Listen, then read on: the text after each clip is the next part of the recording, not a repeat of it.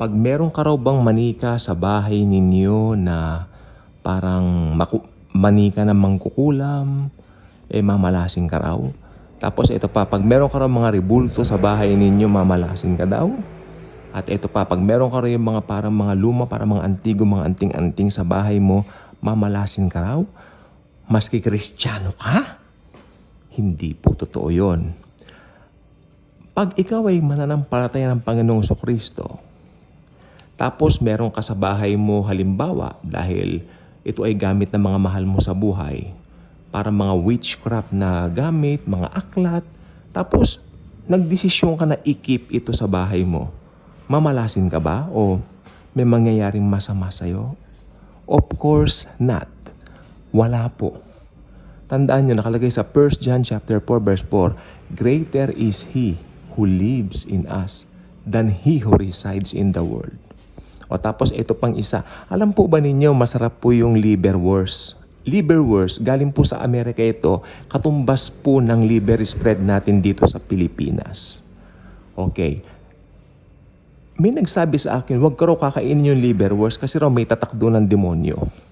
Tapos yung pastor na, yung dating pastor ko, sabi ko, oh, pastor, may dala ako ditong, hindi to liver spread, liverwurst to. May tatak ng demonyo. Tapos sabi ng pastor na yun, maganda naman yung humor niya. Sabi niya, kakainin natin lahat ng demonyo. O diba? Tapos tawanan kami.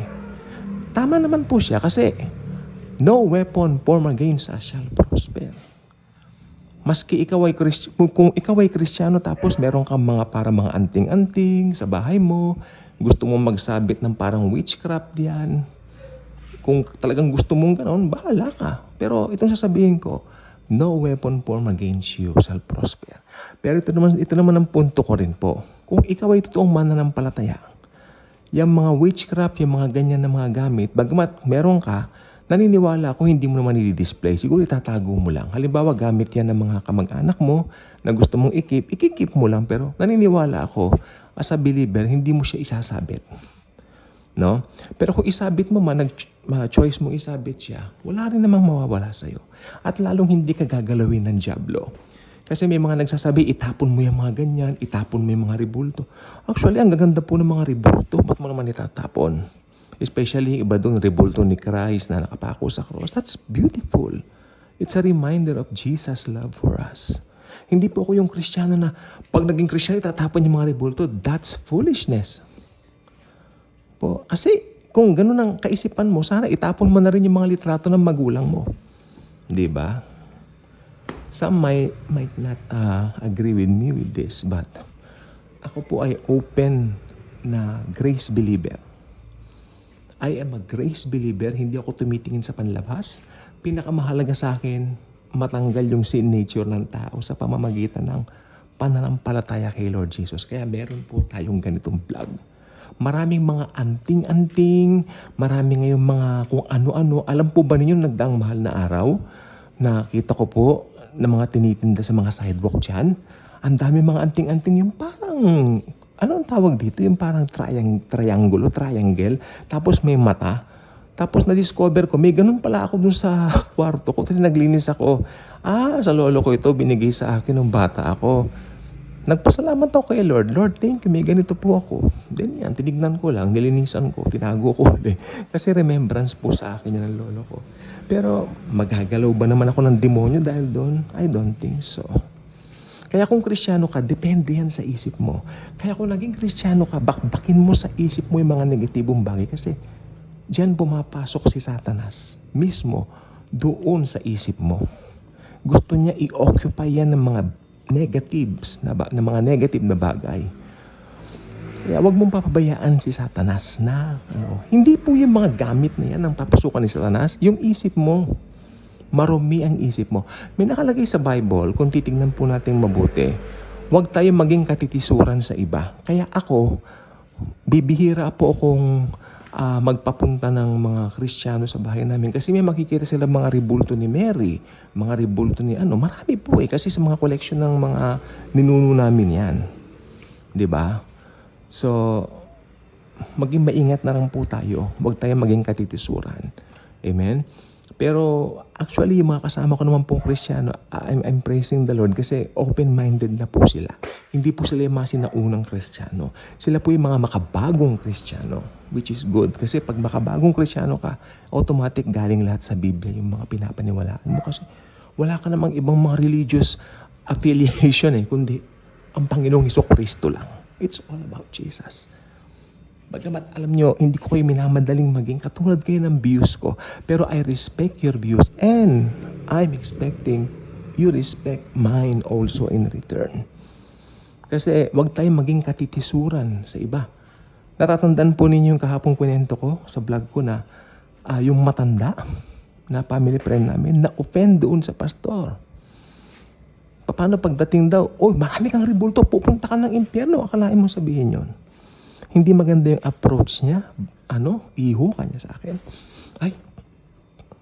Talagang ganun po ang mga ganun po ang kanilang ways to approach people. Kahit nasabihin bagong kakilala pa lang, pag may nakita sila mga ribulto, ako nga po yung santo ninyo ko, kinukuha niya, sabi sisirain niya. Sabi ko sa isip ko, ba't ko naman bibigay sa kanya yung santo ninyo ko pag kaganda-ganda ng santo ninyo ko? Di ba? Ganun po yan. Maging malawak po ang kaisipan natin. Huwag tayong maging katitisuran sa iba. Igalang natin ang paniniwala nila. Bagkus si Jesus at si Jesus lang ang ating iparada. Ibig sabihin, iparada mo ang pananampalataya mo. Hindi mga ribultong kung ano-ano mga sinasabi nila na mamalasing ka raw sa ribulto, mga ganun-ganun. Hindi. Yung ibang pastor sasabihin niya, magkakaroon pa ng exorcism. Pag Kristiyano ka, hindi ka na kailangan ng exorcism. Wala po, let me give you an example. Wala po itong pinagkaiba doon sa Slaying in the Spirit na pinuntahan namin. Sana raw nagtumba-tumbahan na ako. Hindi. Kasi ever since I received the Holy Spirit, lolo ako, parang lolo ko na yung kausap ko Kasi ever since we received the Holy Spirit, inindwell na sa atin yan ni Lord Jesus. Kaya, hindi ko na kailangan magtumba-tumba islay. Ano pang islay sa akin? I'm righteous. My righteousness comes from the Lord Jesus Christ. I am the righteousness of God in Christ. So I don't have to get slain the Spirit anymore. Ako sa kanyang gano'n. Then, siguro one way or the other, na-amaze siya sa faith ko kay Lord. Yung matanda. Kasi minsan, pagka natumba ka doon, ang tawag doon, nangongompromiso ka na. Parang nangongompromise ka. Because just everything else is doing it, gagawin mo rin. Kahit mali, I don't think so. Ngayon, payo ko lang po dito, hindi po issue yung mga ribulto. Hindi po issue kung may mga ribulto kayo sa bahay. Okay lang po yan. Pero, itong sasabihin ko, kung makakatisod yan sa mga ibang Kristiyano, huwag mo nang papuntahin sa bahay ninyo. Kasi baka matisod nga po sa inyo. Diba? Lalo na po rito sa Maynila, ay tawag dito, marami pong talagang mga isang popular na talagang pinupuntahan dito yung dyan po sa Quiapo. Huwag na po tayo magbanggit, hindi po ba? Pero igalang po natin sila, mahalin po natin sila. Kasi alam po ba ninyo, ang gospel po para po sa lahat. Mahal ni Jesus Christ ang lahat. Hindi po ba? So ang issue po rito yung sin nature at sin nature pa rin. Hindi po yung mga ribulto, hindi po yung mga anting-anting, hindi yung mga agimat. Meron pa nga pong panyo. Yung panyo doon, nagmimilagro. Kung yan ang paniwala nila, edi wow. Huwag mo yan pong questionin, huwag nang anin. Ang gawin na lang po nyo, i-share na lang po nyo yung good news. Mas maganda pa po. Kung hindi po kayo agree dito, I'm praying to the Lord that He Himself will open your minds. Sapagkat bilang Kristiyano, tayo po yung merong dala ng unawa. Tayo po yung uunawa doon sa mga mahihina ang pananampalataya. Kung hindi ka pa subscriber, subscribe, like and share.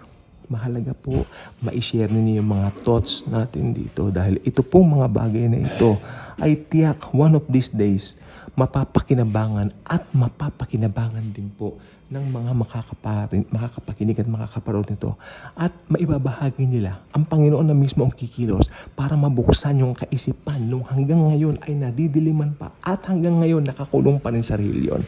Pakawalan natin ang anyone o ang sino man na nasa reliyon dahil pag nasa reliyon talaga pong madilim ang kaisipan ng mga yan. Anyway, kung naki Lord Jesus ka na, malaya ka na. Sapagkat si Jesus lang po talaga ang ating kaligtasan. Wala na pong iba. Salamat.